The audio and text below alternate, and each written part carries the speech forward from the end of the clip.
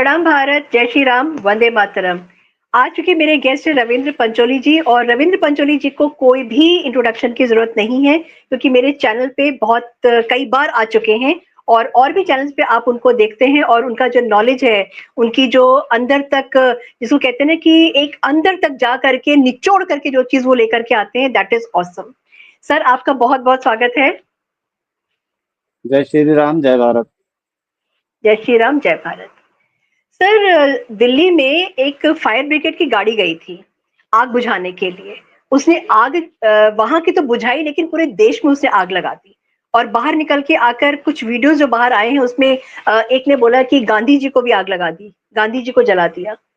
ये क्या किस्सा क्या है और क्या अपडेट्स अब आई हैं? क्योंकि ये तो अब काफी दिन हो गए हैं इसको होते हुए, इस केस को, लेकिन अपडेट्स पे अपडेट्स आती चली जा रही हैं।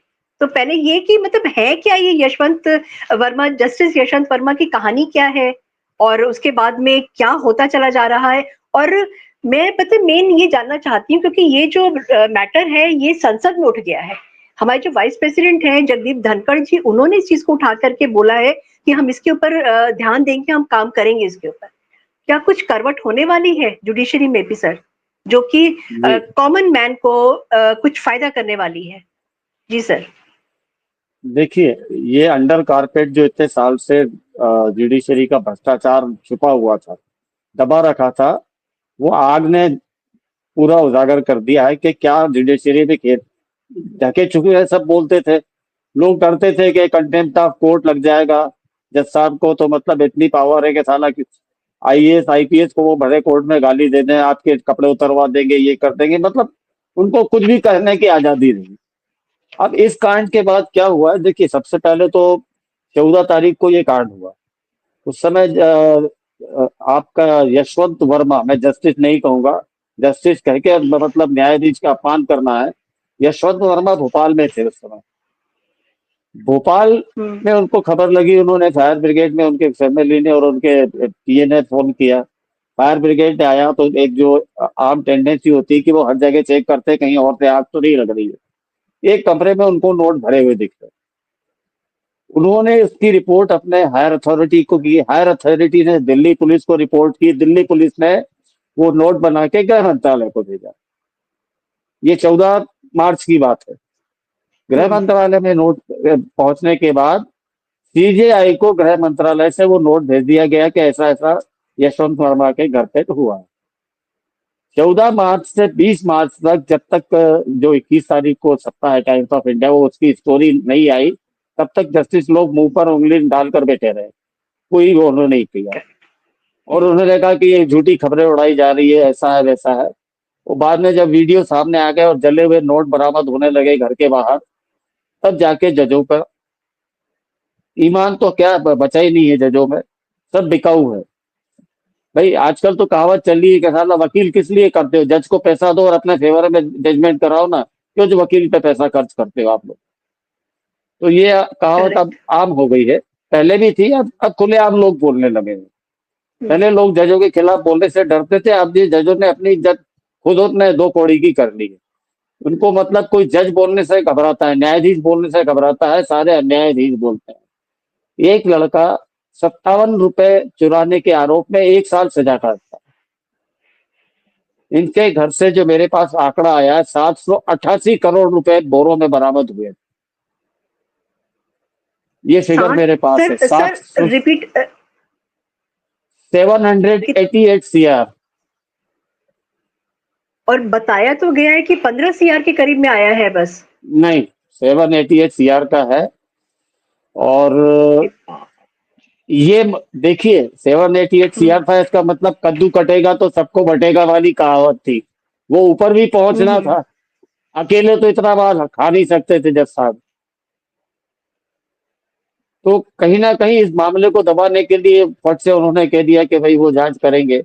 वो जांच में जस्टिस चंद्रचूड़ का, जो रिटायर्ड सीजीआई है, उनका एक इंटरव्यू आया कि साहब देखिए, हम लोगों के पास कोई मतलब जांच करने का वो वैसी वो है, मिशनरी है नहीं, हमको पुलिस पे विश्वास नहीं है।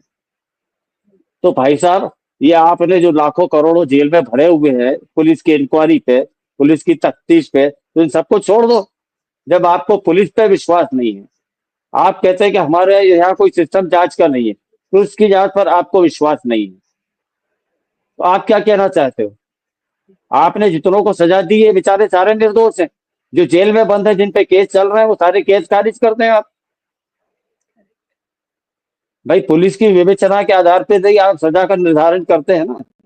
और अभी कुछ करेक्ट। ऐसे बेवकूफी भरे हरकत जजों ने दिए हैं कि ये जजों के सिलेक्शन का क्राइटेरिया क्या है, ये पब्लिक के दिमाग में क्वेश्चन मार्क रखने लगा है।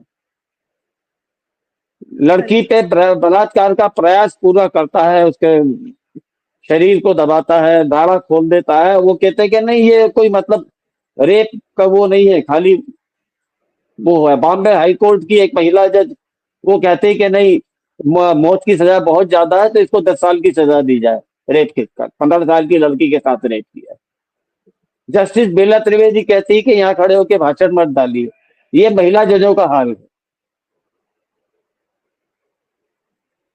राइट। जब 788 करोड़ का ये मामला आया है, तो आप किसी को जांच करने दोगे नहीं। आपने कह दिया हमारे पास सिर्फ इतना अधिकार है कि हम उसको बर्खास्त नहीं कर सकते हैं, हम उसका ट्रांसफर कर देते हैं।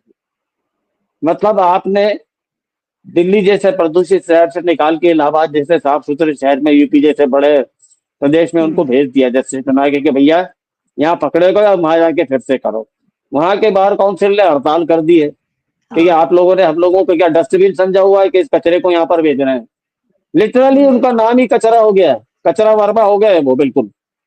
तो उनको वहां के बार एसोसिएशन एक्सेप्ट करने को तैयार नहीं है। और जजों के खिलाफ राज्यसभा में जो सभापति ने कहा कि संसद में पारित 16 विधानसभाओं में पारित एनजेएससी एक्ट को सुप्रीम कोर्ट कैसे खारिज कर सकता है? जनता के चुने हुए प्रतिनिधियों द्वारा कानून बनाया गया।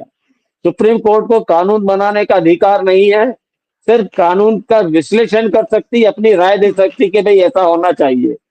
आप उस कानून को खारिज नहीं कर सकते। एनजेएससी को इन्होंने रेज कर दिया था 2015 में। हम्म।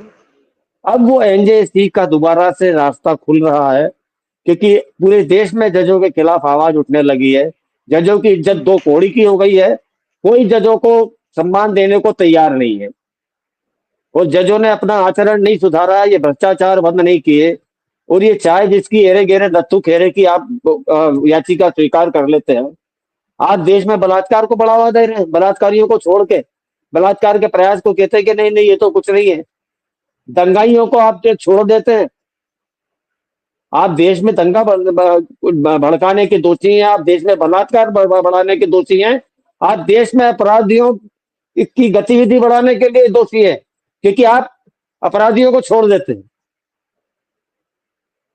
आप दंगाइयों को छोड़ देते हैं। ये आपने सर। देश के कानून को तमाचा बना रखा है। जज कोई सुपर पावर नहीं है। देखिए जनता ने ताकत किसके हाथ में दी है? संसद में जो अपने सदस्य चुन के भेजे हैं। कानून बनाने का अधिकार उनको है। अब सब संसद सदस्यों को मिलके, पक्ष के हो या विपक्ष के, उनको इनके खिलाफ एनजेएससी एक्ट पास करना चाहिए। और जजों की अकाउंटेबिलिटी होना ही चाहिए हर हाल में। Sir, coming back to this case, मतलब सच में आग तो है बहुत ज्यादा, मन बहुत कुछ करता है कहने का, लेकिन फिर वही है ना कि आपको आपके ऊपर कंटेम्प्ट ऑफ कोर्ट लग जाएगा अगर आपने कुछ भी बोला, क्योंकि ये तो आरटीआई के अंडर में भी नहीं आते हैं। आप कुछ भी इनसे पूछ नहीं सकते, कुछ भी आप इनसे जान नहीं सकते। Coming back to the case sir, इन्होंने ये बोला है, यशवंत वर्मा ने ये बोला है उन्होंने कि जिस रूम में पैसे मिले हैं वो रूम इनके घर में ही नहीं है, प्रेमाइसेस में ही नहीं है। How is it possible? क्योंकि गेट के अंदर वो रूम था, और उस रूम में वहां पे जब आग लगी है, तो अगर ये कहते हैं कि भाई नोट कोई भी आके वहां पे रख के चला गया होगा, इनको नहीं पता, but according to you it is a huge amount. एक कुत्ता भी नहीं जा बिल्कुल, सकता उनके गेट के अंदर, वहां पे जो सिक्योरिटी दरबान बैठा अरेंजमेंट रहता रहते है। हैं, हाँ। सीसी कैमरास लगे होते हैं। ऐसा थोड़ी है कि जैसा आपके घर में हेरा गेरा नत्थू गेरा कोई भी घुस जाएगा। बिल्कुल बिल्कुल। तो और ये इनको एक जो आईवॉश। यशवंत वर्मा को नहीं, यशवंत वर्मा को जब नियुक्त किया गया था, इनके खिलाफ सीबीआई की जांच चल रही थी। सुप्रीम कोर्ट ने वो जांच बंद करवाई है। आपको पता था ये आदमी करप्ट है। उस करप्ट आदमी को आपने पहले टेम्पररी जज बनाया, बाद में उनको परमानेंट किया और दिल्ली में ट्रांसफर किया उनको। तो ये क्या दिखाता है? भ्रष्टाचार को बढ़ावा दे रहे हो आप, भ्रष्ट लोगों को भर रहे हो जुडिशरी में। जो भ्रष्ट आदमी है, सीबीआई की जांच चल रही थी, एक्यूज नंबर 10 थे, ये 14 एक्यूज में इनका नंबर 10वां था, उस पर सुप्रीम कोर्ट ने रोक लगा दी। तो सर हम इसको देख सकते हैं कि जो केस आया है, इज इट अ बून और अ बेन? क्योंकि ये नहीं, तो पूरे ये बखिया भूल कुछ नहीं। धागे खुल गए हैं, बखिया उधड़ गई है, सब चीज पब्लिक डोमेन में आ गया है, सब लोगों को पता चल के धीरे धीरे से फिल्टर करके आपने बहुत बड़ा खुलासा किया कि 700 कितना 788 सीआर जो है निकल के आए हैं, जबकि जनता को ये पता है कि 15 सीआर के करीब में ही है वहां पे। तो ये जो छन छन नहीं के नहीं, खबरें आ रही फिल्टर हो करके, तो क्या ये एक इम्पैक्ट करने वाली है? और बिल्कुल संसद इम्पैक्ट में सी करेगी, गूंज क्यों हो नहीं गई है। करेगी। संसद में गूंज हो गई है। और आप कंटेम्प्ट ऑफ कोर्ट कैसे कर सकते हैं? आप हर एरे गेरे नत्थु के फेरे की आप सुओ मोटो संज्ञान ले लेते हैं। सुओ मोटो मैंने इनको एक हम्म नाम दिया है। सूंगो और हम्म मूतो, जैसे कुत्ते की आदत होती है ना, कोई भी नई जगह जगह दिखी वहां सूंगा और मूत के आ गए, तो इनके ये सुओ मोटो इन्होंने उसी तरह से बना रखा है। ये कुत्ते की तरह सूंघते हुए पहुंच जाते हैं, सुओ मोटो संज्ञान ले लेते हैं। हाँ सर। भाई, आपके पास जो 4 करोड़ पेंडिंग केस है, आप उसका तो निपटारा करो। आपको निपटारा करते नहीं, हर एरे गेरे नत्थु कह रहे कि कोई भी लेके एक याचिका दाखिल कर देता पीआईएल, और पीआईएल के दम पे लोगों ने अपनी दुकानें खड़ी कर रखी है, बड़े बड़े वकील खड़े हो गए। ये जितने बड़े वकील हम्म हैं सारे के सारे फिक्सर है, वकील कोई नहीं है। हम्म किसी एक केस को कपिल सिब्बल ने जीता हो तो मुझे बता दीजिए। जमानत के स्पेशलिस्ट से पैसा खाते हैं, जमानत पे छुड़वा देते हैं। चौथा संज्ञान केजरीवाल का क्यों नहीं ले रहे हैं? आपने 5 मार्च तक उसको छूट दी थी चुनाव प्रचार की। उसके बाद हम्म लालू यादव क्यों छोटे सांड की हम्म तरह घूम रहे हैं? स्वास्थ्य के आधार पे आपने छूट दी थी और हर प्रोग्राम में वो भाग ले रहे हैं। ये आपको सही सुमो बात मोटो है सर। संज्ञान नहीं लेना चाहिए।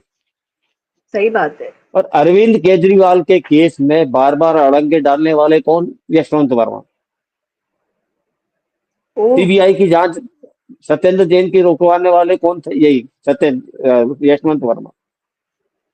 ये तो पैदाइशी करप्ट आदमी है, जिसके खिलाफ केस सीबीआई का चल रहा हो और सुप्रीम कोर्ट रुकवा, तो सुप्रीम कोर्ट की क्रेडिबिलिटी पे क्वेश्चन मार्क तो है ही। कंटेम्प्ट ऑफ कोर्ट कैसे होगा? कंटेम्प्ट ऑफ पब्लिक है, हमारे राइट्स का कंटेम्प्ट आप कर रहे हो। आपके बिल्कुल। ऊपर इम्पीचमेंट का केस चलना चाहिए। और आपके हमारी जो प्रजातंत्र है, आजादी के बाद का पूरा इतिहास है, एक भी जज के खिलाफ इम्पीचमेंट का केस नहीं चला। जज पे आरोप लगे बिल्कुल हैं, उनसे रेजिग्नेशन मांगा गया है। वो जांच होने के बाद कुछ नहीं, उन्होंने रिजाइन किया और छोड़ के चल दिए।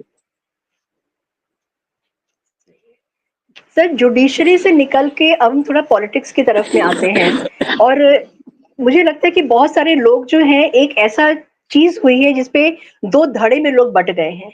कुछ लोग कह रहे हैं कि ये चीज ठीक है, कुछ कह रहे हैं कि ये चीज खराब हुई है। आपका मैं ओपिनियन जानना चाहती हूँ अबाउट सौदाए मोदी का, सौगात ए मोदी का। क्योंकि देखिए, ये सोग जी। हाँ, सौगात बोलिए बोलिए। सौगात इज अ उर्दू वर्ड, ठीक है। और ए मोदी लगा दिया साथ में, सौगात ए मोदी मतलब ईदी दी जा रही है। तो उसके ऊपर दो धड़े में लोग बटे हुए, कुछ कह रहे हैं कि हाँ ये सही किया है, और कुछ कह रहे हैं कि नहीं, क्या वो जो 24 का जो रिजल्ट आया है उससे अभी तक सीखा नहीं, सबका साथ सबका विकास। कितने लोग जो देखिए, फेवर में ये आ जाएंगे फिर से? जी सर। सौगात मोदी नहीं है, ये सौगात सरकार है। मोदी जी अपने जेब से सौगात नहीं दे रहे हैं। ये आपके हमारे हार्ड अर्निंग मनी से हम जो टैक्स पे करते हैं, उस उससे ये सौगात दी जा रही है। तो सबसे पहले तो नाम ही गलत है, सौगात मोदी। बिल्कुल। सौगात सरकार है। मोदी जी की जेब से पैसा जा रहा है क्या? मोदी जी अपनी जेब से पैसा दे रहे हैं। सही बात और है। दूसरा, आप सौगात किस लिए दे रहे हो? कि अभी ये जो हमारे धार्मिक जुलूसों पे पत्थरबाजी कर रहे हो, उसका इनाम सौगात आपको दे रहे हैं कि और ज्यादा तेजी से करो। आप जो लव जिहाद कर रहे हैं, थूक जिहाद कर रहे हैं, मुंह जिहाद कर रहे हैं, जमीन जिहाद कर रहे हैं, वो और तेजी से करो। आप उसके लिए सौगात इनको दे रहे हैं। आपको 2024 के चुनाव परिणाम से समझ में नहीं आया कि आपको जिताया इसलिए गया कि हिंदू आपको चाहता है, और हिंदुओं को आप नाराज करके, इनको खुश करके आप मर जाएंगे, प्राण दे देंगे इनके लिए, तो ये आपको वोट नहीं देने वाले हैं। ये संतुष्टिकरण की नीति बंद करें मोदी जी। आपने कई काम अच्छे किए हैं, उसके हम प्रशंसक हैं, पर अंधभक्त नहीं है। भक्त हैं पर अंधभक्त नहीं है। आपके गलत कामों पर बिल्कुल हम उंगली उठाएंगे।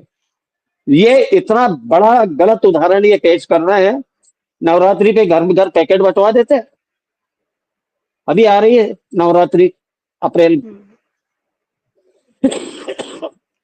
सर एक ओपिनियन ये भी है कि 32 लाख के करीब में 32, हाँ, इनके जो पैकेट्स हैं वो बांटे जाएंगे, ठीक है।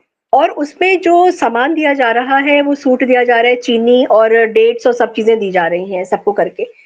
उसमें से अगर कुछ हजार भी अगर भाजपा की तरफ में आ जाते हैं तो ये एक बहुत बड़ा कुठाराघात होगा कांग्रेस के लिए और समाजवादी पार्टी के लिए। Is it so? सवाल ही नहीं उठता है। मुसलमान और मोदी को वोट देते हैं। ये दिवा स्वप्न देख रहे हैं मोदी जी। किस मुगालता में आप जी रहे हैं मोदी जी?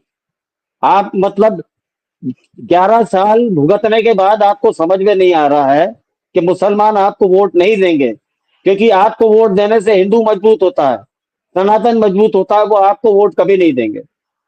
अब मुझे लगता है कि आप सठिया गए हो। आप गद्दी खाली करो और योगी को बिठाओ अपनी जगह पे। ये सारे खोटे काम बंद कर दो। मुसलमानों का तुष्टीकरण इतने साल से हम लोग झेलते आ रहे हैं, अब और बर्दाश्त करने के लिए तैयार नहीं है। वो मोदी हो, कोई हो, अगर वो मुस्लिम तुष्टीकरण करेगा तो चुनाव नहीं जीत पाएगा। ये पक्की बात है।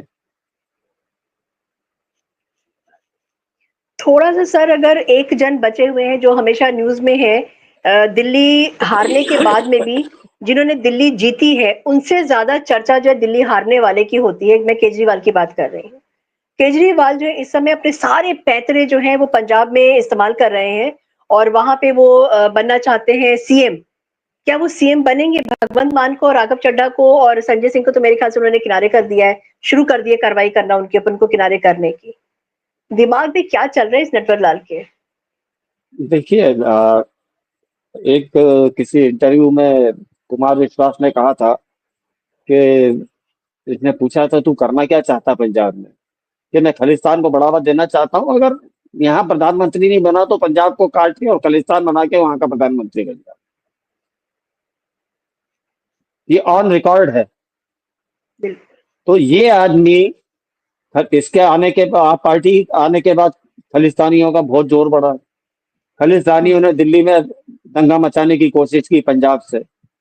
अब क्या हो गया है कि जब इन्होंने सारे आंदोलन, जो किसान आंदोलन और दुनिया भर का नाटक करा था, वो इसलिए खड़ा करा था कि मोदी को सत्ता से हटा दिया जाए, मोदी के सीटें इतनी ना आए कि वो सरकार बना पाए, पर वो संभव हो नहीं पाया। तो यूज एंड थ्रो की केजरीवाल की शुरू से पॉलिसी रही है। वो शांति भूषण हो, नौसेना के एडमिरल रामदास हो, कोई हो, सबको इन्होंने यूज किया और फेंका है। तो अब यूज एंड थ्रो वाली पॉलिसी आ गई। अब किसान आंदोलन से अब इनको कोई फायदा नहीं है, तो किसानों की जम के कुटाई करवा रहे हैं पंजाब में। तो ये जो फर्जी आंदोलनकारी थे ये सारे एक्सपोज हो गए हैं। राकेश टिकैत किस बिल में जाके घुस गया है? अब क्यों नहीं वहां जाके ट्रैक्टर से चढ़ाई कर रहा है पंजाब में जाके? किस बिल में घुसा हुआ है? तब तो बड़ी बड़ी बातें करता था, बक्कल उधेड़ देंगे। जाना बक्कल, भाई, हाँ तू हाँ हाँ केजरीवाल हाँ, के बक्कल उधेड़। सही बात अब है। कहाँ, अब किस बिल में घुसा हुआ है? ये सारे दुकानदार थे, देश में एनआरकी फैलाना चाहते थे, इनके सारे प्रयास विफल हो गए। अब केजरीवाल ये दिखाना चाहता है कि शासन करना मुझे आता है, भगवंत मान को कुछ नहीं आता, और जो ड्रग माफिया के खिलाफ एक कार्रवाई कर रहा है, ये सब उसी का नाटक है। सॉरी।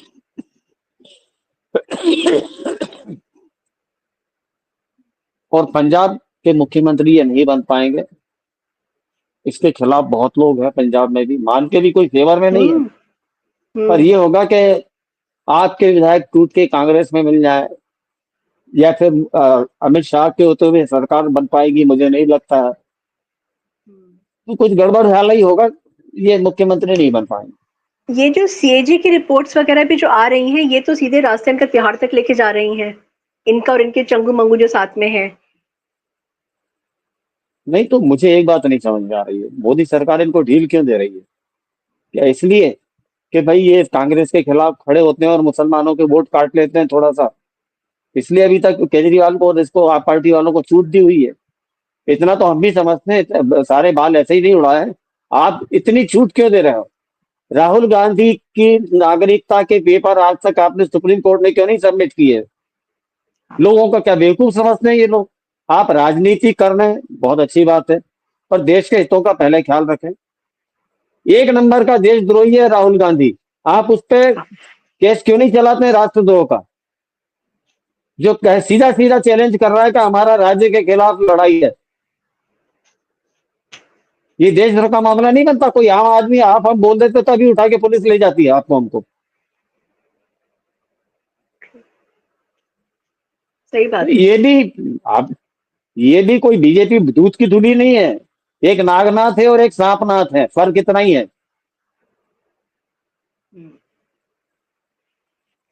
सर इस समय देश मुझे लगता है कि बहुत सारी चीजों टर्मोइल के थ्रू गुजर रहा है, और कुछ चीजें अच्छी होती हुई दिख रही हैं, कुछ चीजें कंफ्यूजिंग है, और कुछ चीजें लग रहा है कि हमारे फेवर में नहीं है।